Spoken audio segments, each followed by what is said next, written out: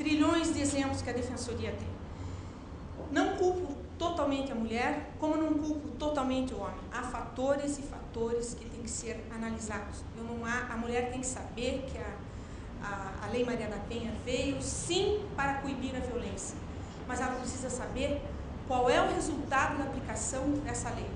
Esse marido vai sair lá da cadeia, e os meus assessores do estabelecimento penal estão aqui trabalhando com isso, eles sabem bem disso, e vão atrás dessa mulher.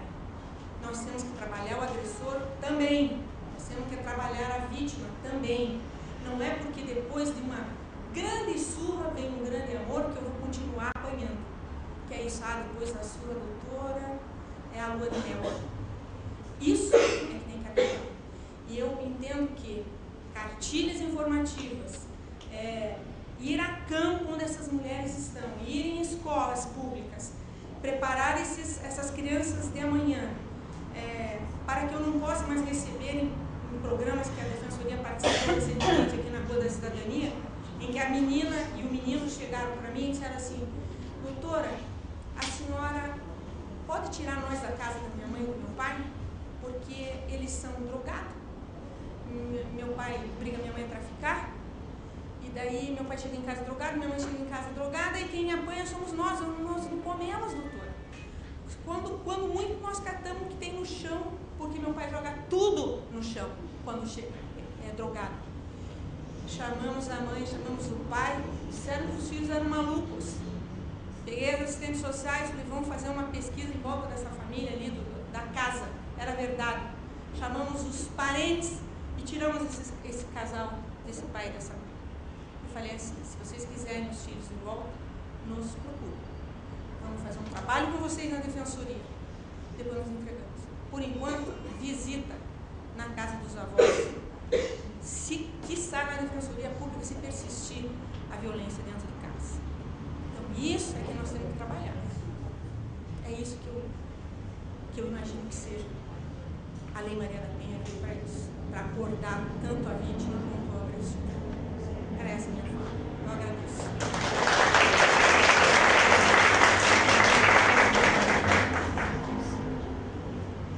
Bom dia a todos. Estou aqui representando o delegado-geral Dr. Marcos Vinícius Michelotto, que não pôde comparecer.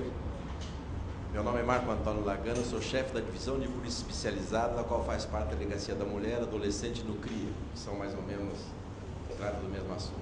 Agradecer o convite do Dr. Olímpio.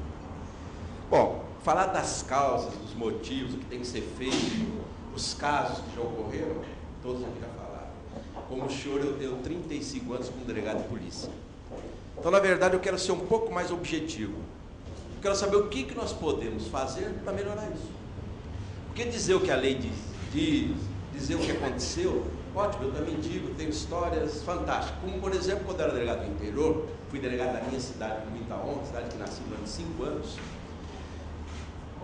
5 anos, onde dirá? O doutor Murilo Buchmann era o promotor, que hoje já está aposentado, o doutor Luiz Fernando Pereira era o juiz, que infelizmente faleceu. Nós tínhamos lá, todos os dias, uma reunião no fórum, na hora do cafezinho, antes das audiências, 1h30 da tarde. E eu fazia muito quando tinha alguma violência doméstica, é claro que não é uma violência grave, mas aquela ameaça, aquela coisa do marido chegar em casa realmente embriagado, que é 80 ou talvez mais, a causa é embriaguez, isso não é problema nosso, é problema de saúde pública, de fazer um instrumento chamado termo de bom viver. Eu fazia isso. Chamava o pessoal, chamava o marido, fazia o termo de bom viver, chamava os policiais militares, que a farda impõe aquele respeito, né? Principalmente no interior, na época, eu já tenho uma certa idade, tá? Aí nós assinávamos, fazíamos um ato solene, o cidadão em pé, e prometia que ia viver bem com a esposa. Eu dava aí um prazo, por exemplo, de 30 dias. 30 dias, volta aqui. E tinha uma cidade pequena, claro, não estou apenas citando um exemplo, vou comparar. Tinha quase que uma liberdade vigiada, uma condição de posição. Cidade pequena, eu, por exemplo, na minha cidade, andando com a minha esposa à noite, eu estava fazendo policiamento, isso é quase todo mundo, mas enfim, isso é o meu caso. Vamos, enfim, tentar discutir aqui o que nós podemos fazer para melhorar a situação, porque ela é terrível no âmbito da Polícia Civil. Por quê? Nós temos aqui uma delegacia da mulher no estado de 1.700.000 habitantes. Qual seria o ideal? 4. Nós temos Nós temos carência de pessoal, isso não vai desculpa, isso é de muito tempo, mas está lá a dona Marisa com as suas estatísticas, que são terríveis. Agora, eu me questiono ela, mas por que tantos inquéritos policiais não concluídos? Houve o agressor, houve a agressão, houve a lesão, materializou, deu autoria, por que ele está parado? Para uma testemunha vir dizer que não, o rapaz é bom, mas infelizmente esse dia ele bebeu? Não sei se isso, talvez para aplicação da pena, não sei, não aplique pena. Por isso é que eu defendi, doutor, o senhor estava presente lá no Palácio, eu estou pleiteando isso junto ao delegado-geral, fiz um documento a ele ontem ainda, porque hoje ele vai estar com o secretário de Segurança Pública, pleiteando um espaço, e vou dizer até o espaço de 1.500 metros mais ou menos, para que nós possamos convidar para integrar, junto com a Delegacia da Mulher, defensores públicos, psicólogos e assistentes sociais. O CREA junto com a Delegacia da Mulher. Porque eu acho que esse primeiro atendimento que foi dito aqui, ele é extremamente importante. Foi dito, mas a vara, infelizmente, parece que já alugaram o espaço. Nós estávamos conversando sobre isso. Na Rua Mauá. Não, para tudo isso, eu pleitei 3.000 metros quadrados. Mas arrumaram um imóvel para nós, que está para ser alugado, mas é uma fazendinha. Eu disse, olha gente, não pode, é muito longe, sabe? Nós precisamos facilitar. Enfim, tudo isso está sendo visto. Eu acho que teria que estar mesmo. Eu acho que teria. A adolescente, que faz parte da minha divisão, funciona hoje de uma maneira maravilhosa. Por quê? Está lá o delegado, o juiz e o promotor, resolve aquilo rapidamente. Porque a Polícia Militar faz o primeiro atendimento. Que nós estamos atendendo ao mal ou bem, desculpe, doutora, ridicularizando alguém, eu jamais fiz isso. Nós estamos 24 horas por dia atendendo. Somos nós e Posto de Saúde. Quais são as nossas reclamações contra quem? Contra a polícia, contra o Posto de Saúde. Porque não é fácil você ficar. Não é verdade? Porque nós estamos 24 horas por dia lá. No ano novo, enquanto a maioria da população está festejando, nós estamos lá. Eu já tirei plantão quando vim para Curitiba no ano novo. Na delegacia de furto de veículo, flagrante, eu estou lá. E minha mulher me esperando, calma, vou terminar, aquela coisa toda. Ele sabe disso, mas eu escolhi essa profissão, tenho que encarar a profissão. Então, por que a reclamação é em cima de quê? Posto de saúde, filas e filas de delegacia. Por quê? Porque realmente é 24 horas por dia que atende e às vezes a estrutura não é o suficiente. Nós temos hoje 3 delegados, 18 investigadores e 8 escrivães. Estamos pleiteando 20 escrivães, 6 delegados e no mínimo 36 investigadores. Agora, para atender 1.700.000 habitantes, quantos serão mulheres? Qual o percentual? 40%, 50%? Tem lá os seus problemas. Nós temos aqui estatística. Então, quando a doutora Rosane diz que uma das funções da Lei Maria da Penha é repor o agressor no lar, aí eu me questiono, e essa decisão do Supremo Tribunal Federal, será que ela foi sábia? Eu, particularmente, acho que não. Mas, enfim, opinião minha. Por quê? Justamente lembrando do meu termo de bom viver. De repente, não vai passando o tempo, essa pessoa não volta mais. Mas ela não volta por quê? Será que se ela continuasse sendo agredida, ela não voltaria?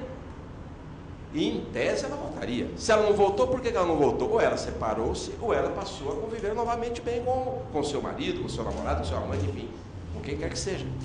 Porque ela não voltou. Mas por que ela não voltou? Eu vou atrás dela saber por que ela não voltou? Seria ideal, uma assistente social e visitá-la. Escuta, como é que você está? Você está bem? Muito mais importante neste caso do que a polícia, para mim, são psicólogos e assistentes sociais. Eu acho que nós devíamos agir, não dá mais. Aqui sim tem que ser instaurado o inquérito, peça preventiva, peça medida protetiva e tem que ser uma coisa ágil. O juiz e o promotor, ele está do lado, pediu, encaminha na hora, porque passou o tempo. É difícil também, é muito difícil, porque hoje tem alguns inquéritos lá que faz o quê? 2, 3 anos que estão lá. Por que estão lá? Não se acha mais ninguém. Não se acha vítima, não se acha agressor, vai a testemunha, não existe mais ninguém. Então tem que relatar e encaminhar embora. Mas aí fica aqueles pedidos de licença e tal. Então, eu acho o seguinte, eu tenho que ser breve, porque eu sei que a hora está passando. Quando se diz dessa repor o agressor ao lar, de que forma faria isso? Aplicando-lhe uma pena? Botando ele na cadeia? Não.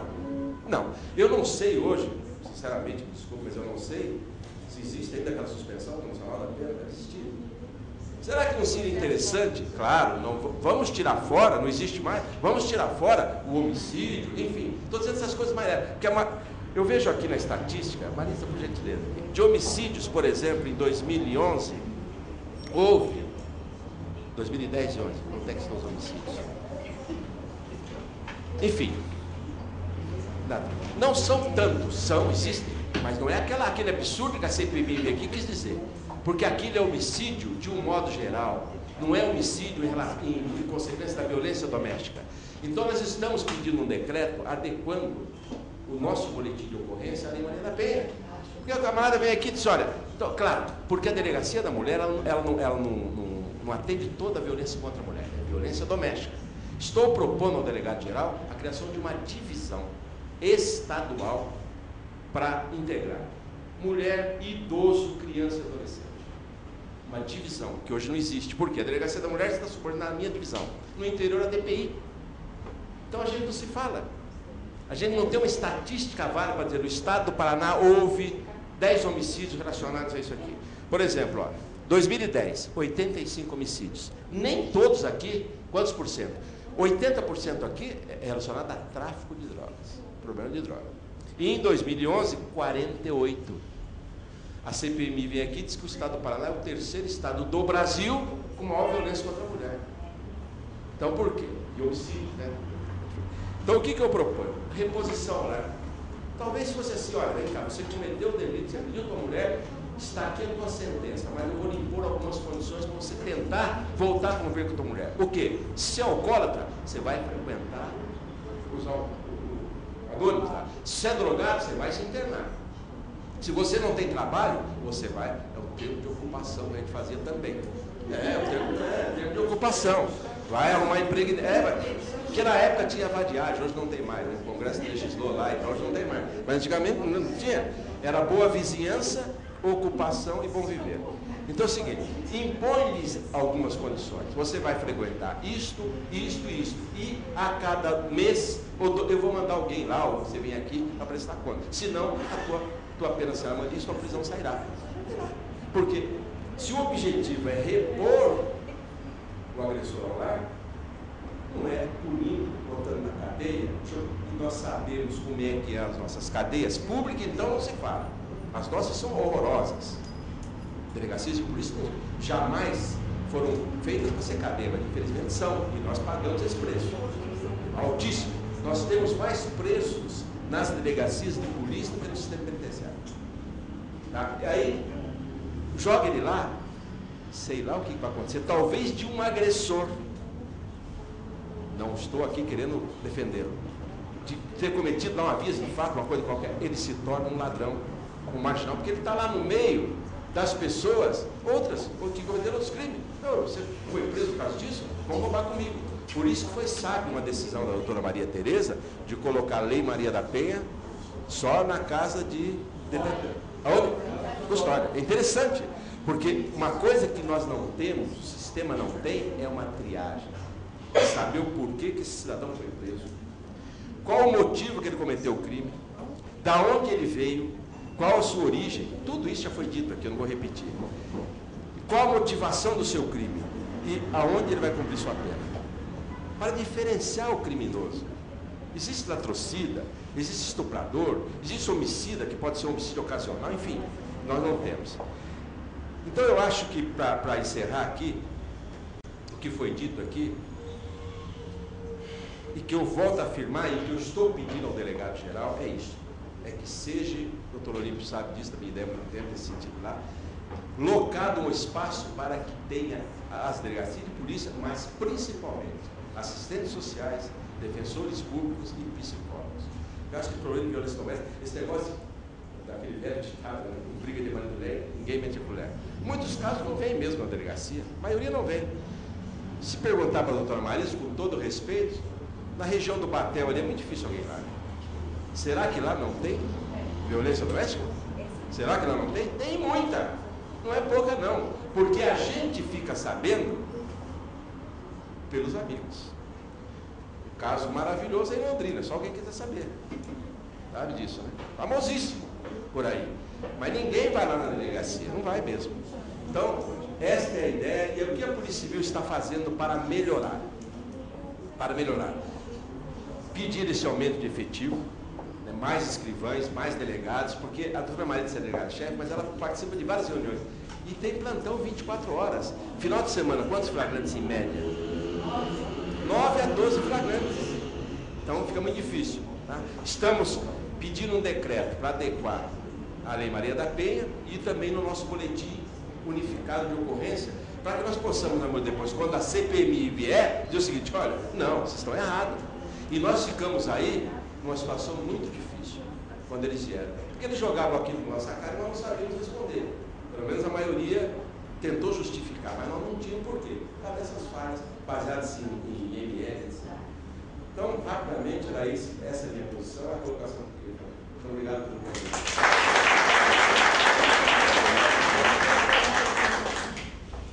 Já é quase um boa tarde, vocês estão me olhando com uma cara de fome.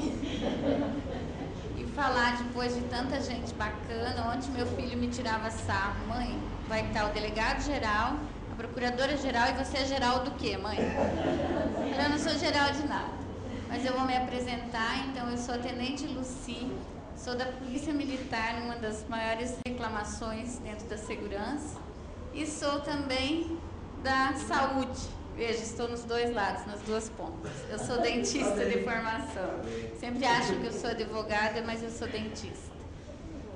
Eu trabalho com mulheres em situação de violência, antes da Lei Maria da Penha, antes de qualquer processo, com pessoas em situação de risco para violência. É uma paixão, está no sangue e é inexplicável, né? A gente sempre fez. E eu sempre comparo a mulher que vem buscar ajuda. Como eu sou da saúde, eu digo assim: agora eu sou a melhor cardiologista que existe no Brasil. E peguei um infartado, né, e vou abrir o peito dele, vou pôr 5 safenas, 2 mamárias, e vou salvar a vida dessa pessoa. E vou dar um rol de coisas que ele pode e não pode fazer a partir daí. Não pode comer isso, tem que caminhar, tem que fazer exercício. E aí 1 ano e pouco, ele volta infartado. Eu vou olhar para ele, vou abrir o peito dele, vou colocar uns stents, vou dar um jeito. E não vou dizer assim: não, você não fez o que eu fiz e por isso eu não vou mais te atender. E é a mesma coisa a nossa mulher. Eu até me emociono porque as pessoas sempre dizem assim: eu não vou mais atender. Já falei de tudo, já fiz de tudo. E esse ciclo todo que nós vimos aqui é muito presente, né? E a gente que acompanha as mulheres sabe. Carminha está ali fazendo assim, né, Carminha? Nós já somos patrimônio histórico na luta, né, de violência contra as mulheres. E a pergunta que o nosso colega faz: o que nós precisamos fazer? O que nós estamos fazendo? O que nós pretendemos fazer? Então, assim, a Polícia Militar também traz na cultura essa coisa toda de que briga de marido e mulher não se mete. Vem de uma cultura onde era considerado um crime de menor potencial ofensivo. O que isso queria dizer para a polícia? Não prenda em flagrante, não entre na casa, não faça nada efetivamente. E também não tinha um pedido de prisão preventiva para a gente, né, acatar. Então, assim, a gente muitas vezes, sim, ia dar o susto. Esta era a nossa função até a vinda da Lei Maria da Penha. Então, isso está arraigado ainda lá na cabeça, né? Mas a gente pode, não pode, e a lei ainda me é branda. Ela diz assim: possibilita a prisão em flagrante. Ela não diz deve, né? Então, ainda dá entendimentos, né? Possibilita. O que a Polícia Militar vem fazendo para mudar essa cultura? Então, desde fevereiro, eu tenho a honra de estar montando o núcleo de direitos humanos dentro da Polícia Militar. Não é uma tarefa fácil para uma pessoa que não é advogada, que é da saúde, mas que tem o histórico de estar defendendo as pessoas. Por isso fui convidada. É difícil ainda, a gente tem uma luta árdua contra toda essa cultura, principalmente dentro da Polícia Militar, onde o que a gente aprendeu a fazer ao atender um crime? Pegar vítima e agressor e levar para a delegacia. E é assim que a gente aprendeu dentro das escolas. E é isso que a população espera que a gente faça, né? Então, o que a gente vem fazendo? a partir da Lei Maria da Penha, a partir da minha volta para Curitiba, porque eu fiquei fora há muito tempo, desde que me deram oportunidade dentro da polícia, e agora, com o novo comando, que eu estou tendo oportunidade, o Coronel Bondaruque, o Coronel César, comandante e subcomandante, que são pessoas ligadas a direitos das pessoas, a gente vem conseguindo trabalhar a cultura, como abordar, como acolher a vítima e não abordar a vítima, como encaminhar esse caso. E eu tenho ido a várias escolas de formação da Polícia Militar, dentro da Academia Militar do Guatupê, dentro das UPSs, que tem sido para mim uma das alavancas para a gente conseguir mudar a visão da polícia, tanto na comunidade como dentro da própria instituição. Então, as UPSs para nós têm sido essa alavanca. Nós estamos capacitando o pessoal que está indo para a UPS, porque estatísticas Brasil afora, onde a polícia se achegou à comunidade, houve uma diminuição do crime hediondo, do crime até da polícia mesmo contra a população, mas houve um aumento na violência doméstica. Não necessariamente um aumento dos casos, um aumento da procura, da confiança dessa população nesta polícia que está entrando lá. Então, para mim, essa vai ser a oportunidade de ouro da gente mudar esse perfil. E hoje a gente está capacitando esse pessoal. E olha a surpresa quando eu disse, vocês não têm que levar para a delegacia. Nem tudo que é violência tem que parar num processo contra o criminoso, né? Nem todos eles são criminosos, ou nem tudo deve parar na justiça. E quando diz que está inchando lá o judiciário, eu sempre escutei a doutora Luciana, a doutora Maritza e outros delegados N que eu já passei. Então, assim, vocês podem levar essa vítima, entre aspas, eu nem gosto muito de chamar de vítima, né? Esta mulher que está em situação de violência, não só para a delegacia, leva para o hospital, leva para o CREAS, né, que é um centro de referência especializado em violência, leva para uma casa de acolhida, né, como a Casa de Maria, leva para outro lugar, manda para o centro de referência, né, que é um lugar que está preparado. Você não precisa levar essa vítima para a delegacia. E eles ficaram realmente felizes, porque ir à delegacia com uma vítima quer dizer que eu tenho que esperar a delegada ou alguém fazer o boletim e eu tenho que esperar lá, né? Então, para eles até foi um alívio. E muitas das vezes, o agressor acaba até saindo antes da própria polícia militar, porque a polícia tem que esperar o fechamento do BO. Então, levem para outro lugar. E isso foi, assim, muito gratificante perceber uma sala imensa, porque a UPS teve muitos policiais, né? Então uma sala imensa, dizendo assim, aonde que é? Me deu o endereço, telefone e tal, do centro de referência, dos CREAS, dos CRAS, de outros locais. Então isso a polícia já vem fazendo. E essa integração, que mais me chama a atenção na Lei Maria da Penha, que quase não mudou nada, porque tudo já estava no Código Penal, né? Me corrijam se eu estiver errado, mas a grande mudança foi dizer que a atenção à mulher em situação de violência vai se dar por um conjunto integrado de ações. Do Ministério Público, da polícia, enfim, de quem vem, né? O que é um conjunto integrado de ações? É o trabalho em rede, em que Curitiba faz já há algum tempo em algumas cidades. Esse trabalho em rede quer dizer que eu tenho que, primeiro, conhecer o meu parceiro, saber o que ele faz, quais são as suas vantagens e as suas dificuldades, né? Trabalhar junto, né? Quando eu pego um parceiro, escolhido ou não, eu tenho que tentar desenvolver com ele o melhor trabalho possível. E o que eu vejo hoje ainda? Além da cultura da violência segura, tem uma cultura de criticar o serviço do outro. Isso lá porque a delegacia é insupervisada, a polícia que não atende, ou o quê? Não, gente, a gente tem que parar agora, polícia, e fazer isso que a gente está fazendo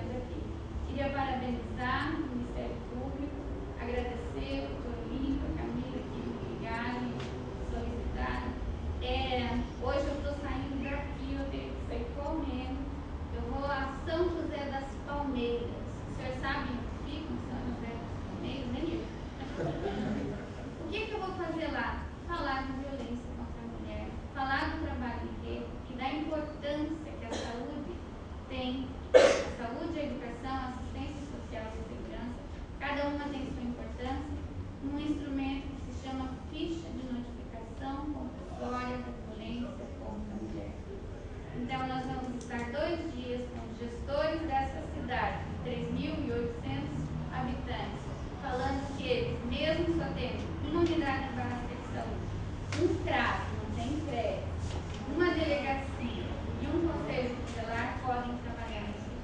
Era isso que eu tenho para dizer. Eu sei que já estamos bem adiantados da hora. Eu fico muito triste não poder ficar à tarde, seria para mim maravilhoso. E assim, me colocar à disposição sempre que precisa. A gente está lá dando look, mas a gente tem atendido sempre mulheres em situação de violência. Muito obrigada. Nós poderíamos ainda em 15 minutos, né, pedir para quem queira fazer alguma pergunta.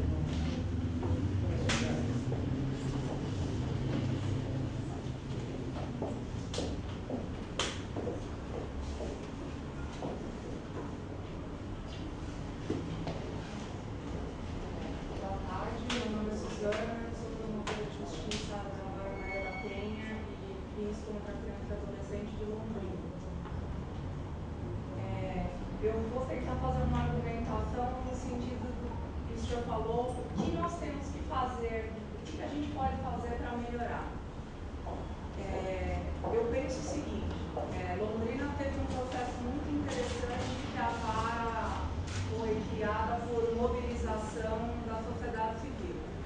E eu fui trabalhar nessa vara absolutamente por acaso, quando a doutora desembargadora Rosana, a doutora Zilda, outras mulheres, o Poder Rosa já estavam todos integrados nesse processo. Por acaso, Eu diria por acaso, as duas qualidades. que bom. E aí eu me defrontei com algumas coisas que já funcionavam bem por conta do histórico de Londrina, ter uma delegacia da mulher de longa data, ter algumas mulheres envolvidas na política que lutaram pelos direitos das mulheres lá. E eu penso que uma coisa que Londrina funciona muito bem é que nós temos uma reunião, uma vez por mês, um horário para começar e terminar, porque eu acho que isso garante que a reunião seja produtiva, de enfrentamento à violência, que antes era só a mulher, agora a gente esticou para a criança e adolescente, porque a família sofre como um todo. Quem é que está presente nessa reunião? As polícias, a defensoria, saúde, educação, ação social, IML, Ministério Público, Poder Judiciário. E qual é o momento que nós estamos agora? Afinando o preenchimento da ficha de notificação, porque Londrina já está preenchendo a ficha, nós já estamos alimentando um programa que ainda não é suficiente e o que a gente percebe? Uma evolução, uma troca de experiências.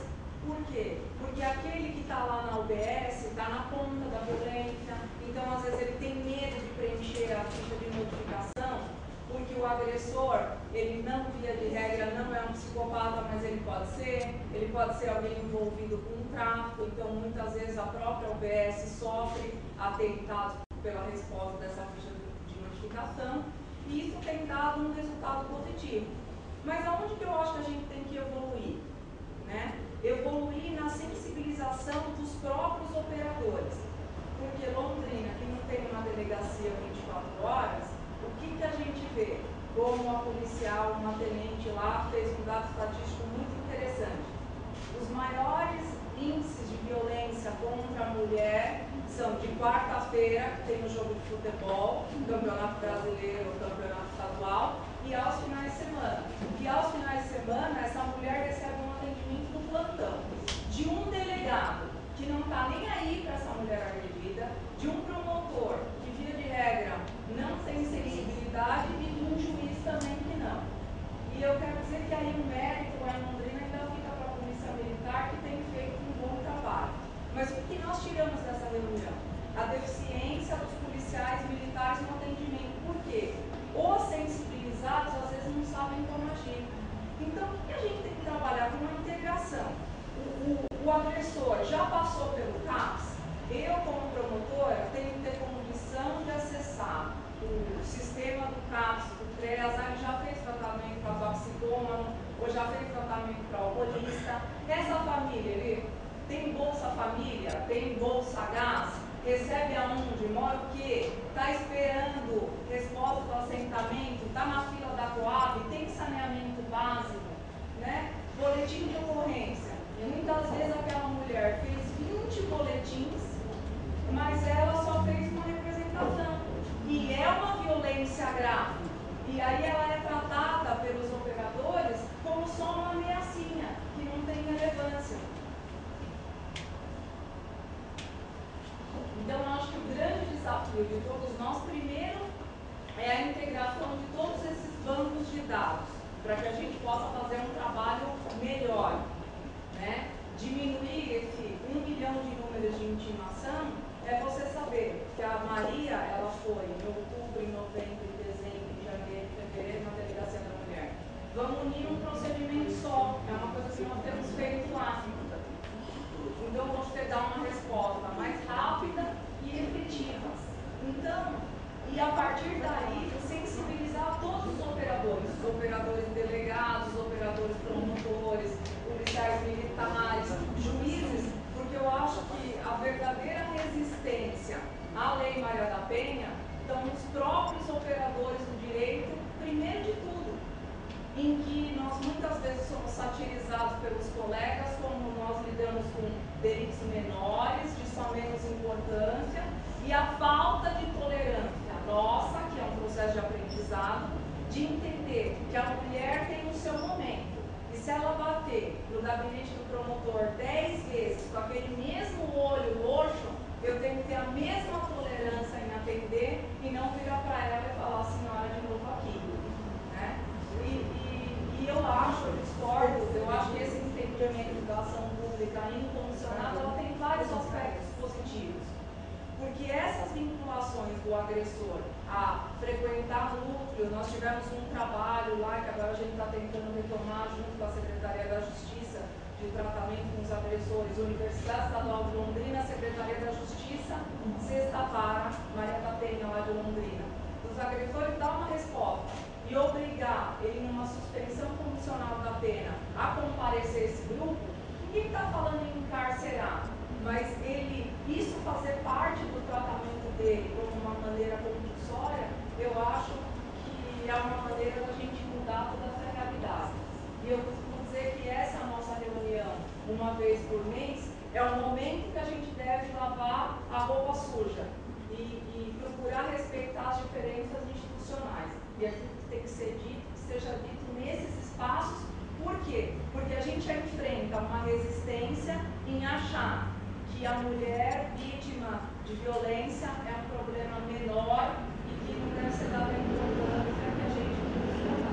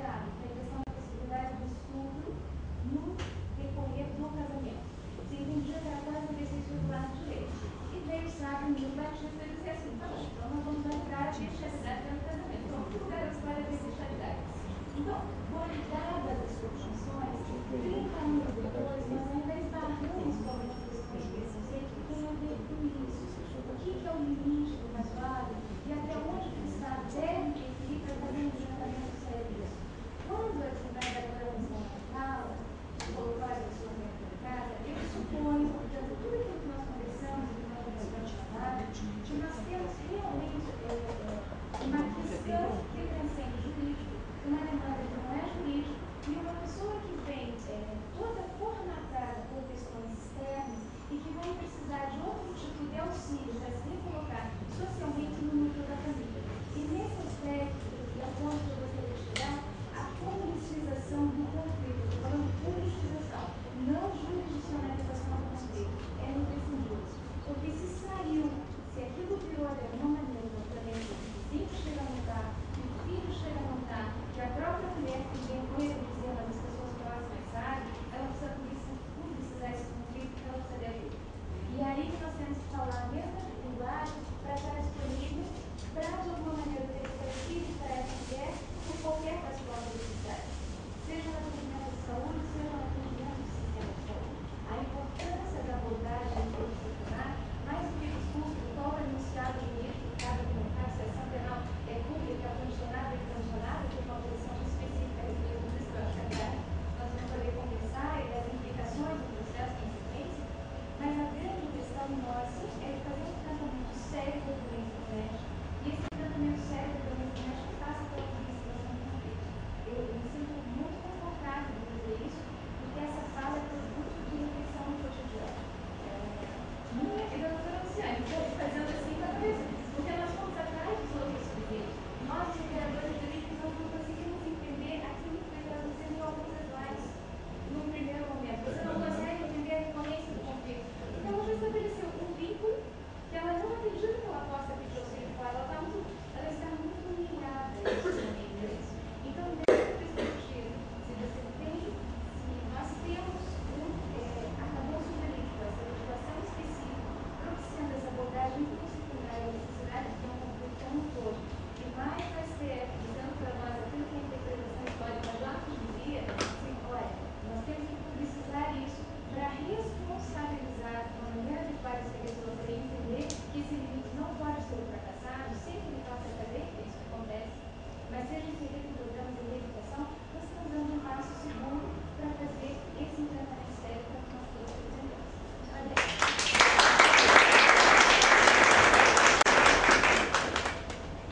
Mas alguém gostaria? Por favor, não.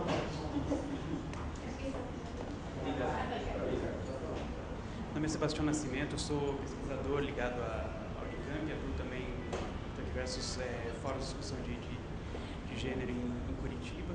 Eu só queria reforçar um pouco na mesma linha que foi levantada pela Suzana antes, a importância desse cruzamento de dados, como isso revela uma realidade que muitas vezes fica distante do olhar dos operadores do direito que deveriam tratar dela. E é importante não só dessa questão da publicização, mas também do reconhecimento da dimensão que já foi publicada e avançar em cima dos dados que a gente já tem.